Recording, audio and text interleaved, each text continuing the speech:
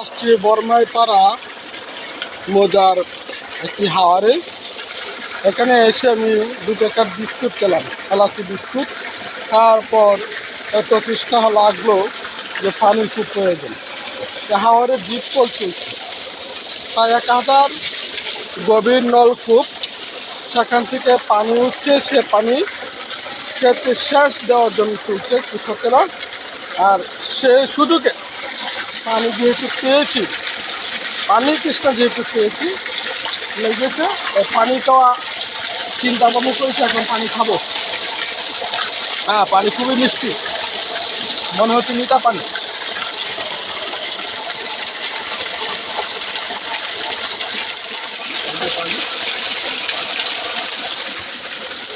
যাই হোক, বেশি খাওয়া যাবে না, কারেন্ট দিয়ে তোলা।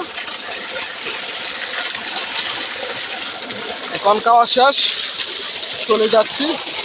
এই যে ডিপকলের একটি ঘর, এই হচ্ছে বর্মাপাড়া মৌজার হাওয়ার। এই হাওয়ারে অনেক মানুষের জমি আছে, প্রত্যেকে আশা নিয়ে বেঁচে আছে যে চৈত্র শেষে বৈশাখের শুরু অর্থাৎ 10-15-এর মধ্যে হয়তো এই বর্মাপাড়া মৌজার জমিগুলো কাটা হবে, সম্ভাবনা আছে।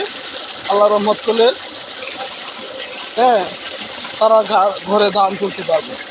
আপনারা সকলেই দোয়া করবেন কৃষক যেন ধান ঘরে তুলতে পারে।